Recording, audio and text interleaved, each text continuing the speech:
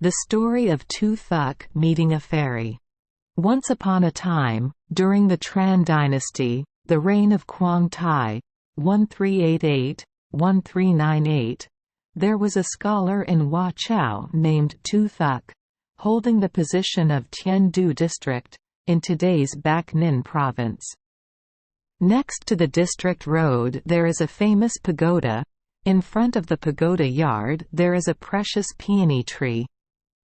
Every year when the flowers bloom, people hold a jubilant festival. Boys and girls from all over the world flock together to attend the festival to enjoy the flowers. In the year of the snake, around February, people saw a beautiful girl about 15 or 16 years old attending the festival. She rarely wears makeup, but her facial skin is extremely smooth and fresh. To see the flowers closer, she lifted a flower branch down, but did not expect the peony to break under her hand. The flower keeper saw her and immediately tied her to the tree. By late afternoon, no one had come to redeem her. Tu Thuc passed by, heard the story, felt sorry for the beauty, took off the sheep's coat he was wearing and gave it to the temple as compensation. The released girl hesitantly thanked her and then walked off in one direction and disappeared. From then on, Tu Thuc became more and more respected by the people as a virtuous mandarin. But Tu Thuc, who preferred the wine gourd, the poetry bag, and the guitar more than the piles of papers at the office, was so engrossed in the beautiful scenery of the cloudy sky that he neglected official duties. His superiors sent him a reprimand, saying that his father was formerly a mandarin, so could he not continue the family business and hold the position of district governor? Tu Thuc lamented, "Could it be that just for a few measures of grain, I have to drown myself in a place of fame and fortune? With the help of a small boat, we can escape the siege. The blue and green water will never fail us." Then he returned the official seal and retired to the mountains in Tong Sun district. Carrying a jug of wine and a guitar, he traveled all over the scenic spots. Encountering a beautiful place, he stopped to drink wine and write poetry. His footprints and poems are marked in many places, including Chich Tro Mountain, Luc Van Cave, La River Source, and Na Canal Bank. One day, he arrived at Then Phu Gate, looked out to sea and saw a layer of 5-colored clouds forming a lotus flower. He took a boat to his destination and encountered many strange mountains. Tu Thuc worriedly told the boatman, "I have traveled all over the southeast, know this whole region well, but have never heard of those wonderful mountains. Perhaps this is a mountain brought by a fairy, or a mountain god moved away, otherwise how could we never see it?" Then ordered the boat to be tied to shore. After walking a few steps, seeing a 1,000-foot-high rock slope standing before him, Tu Thuc exhaled, "Without wings, how can I get over it?" Then he took a pen and wrote a poem on the rock. While engrossed in admiring the scenery, he suddenly saw the stone slope opening into a cave door about a meter wide. He lifted his shirt and entered. Just after walking a few steps, the cave door closed on its own, leaving him in darkness with no idea of where to exit. He risked his life to touch the moss on the rock and followed a winding path. After a while, the tunnel gradually widened.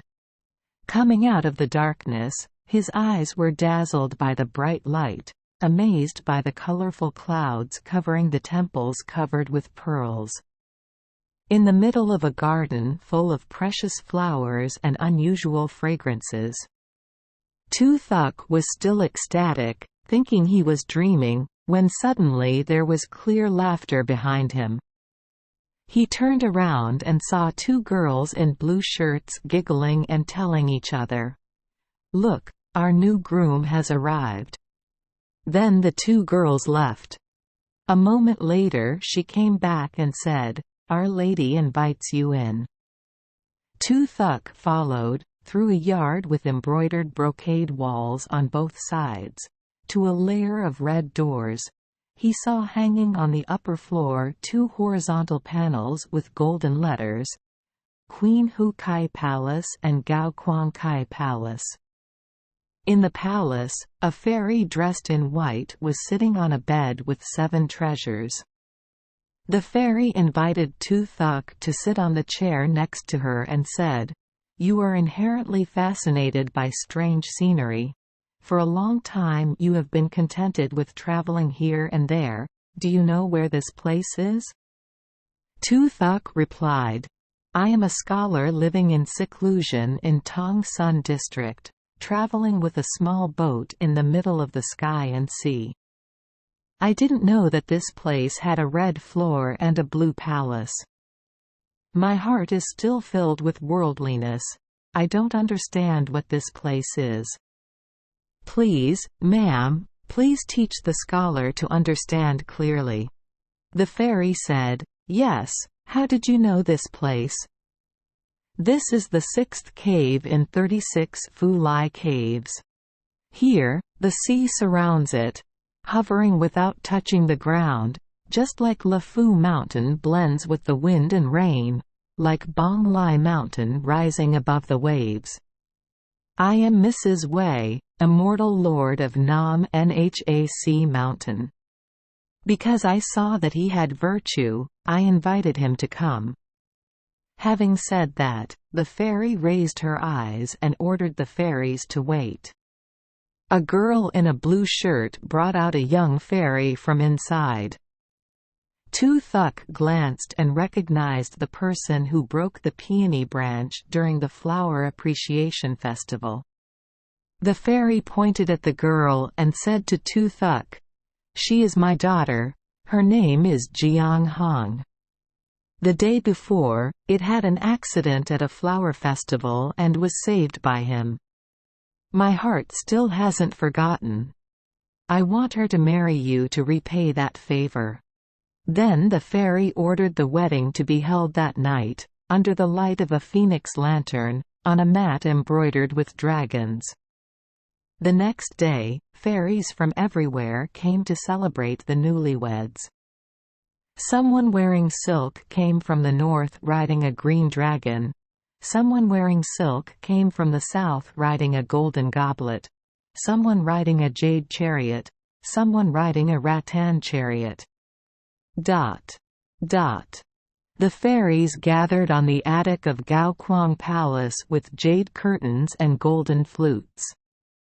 When Kim Tian arrived, all the fairies went down to the temple to pick them up and sit on the crystal throne displayed in the middle. As soon as the fairies sat down, the sound of heavenly music arose. All sorts of precious wines filled with sweet aromas were poured out. The fairy lady wearing a silk dress said, "We have been walking in this area for nearly 80,000 years. The southern sea has changed 3 times. Now the groom is not afraid of changing his life, coming from far away to get married. I think the groom will not regret his old life and will no longer say that there are no fairies in this world." Kim Dong and Nak Nu lined up in long lines and started dancing. Lady Wei took the initiative to invite the party. Jiang Hong poured wine and brought it to the gods. The young fairy wearing silk smiled and said, "Today our bride's skin is like fat, she is no longer as thin as before. People often say that girls in the upper world do not have husbands. I can't believe that anymore." Mrs. Wei said, "I heard that people can meet fairies but it is difficult to find them. Rare and magical encounters are seen at all times, such as the traces of Bak Hao Temple, Sao Duong Mountain, footprints in Lac Pha, Jiang Phai Jade Hill, Loc Noc married Tien Su, Van Tiu met Tai Lon, Lan Hong and Trong Thac. If we make fun of this marriage, then the previous things will also turn out to be laughable. All the fairies laughed, except for the silk-clothed fairy, who said in a less happy voice, "Our young bride has married well." But when the news of fairies marrying mortals comes down to earth, there will inevitably be people in heaven who mock us. The gods of the upper world must bear this result. I'm afraid we can't escape that reputation. Kim Tien immediately said, "I live in Thien Dinh. I have never set foot on the earthly lake. Yet there is a bad person who said that the heavenly fairy offered wine to King Chu, and the blue bird brought news to King Han. We ourselves also have to endure people's blasphemous words. So how can the fairies avoid that slander? The bridegroom is here, we shouldn't argue with each other about this to upset him." The fairies laughed happily again. When the sun turned west, the fairies said goodbye and left. Left alone, Tu Thuc smiled and told Jiang Hong, "In the upper world, love also leads to marriage. That's why Chuk Nu married Nu Lang, Thuong Nguyen followed Phong Trac on earth, Tang Nhu wrote the cycle of Chu Tan, Quan Ngoc wrote the poem Hoang Lang." Although circumstances are different in each place, love is the same everywhere. Since thousands of years, it has always been like this.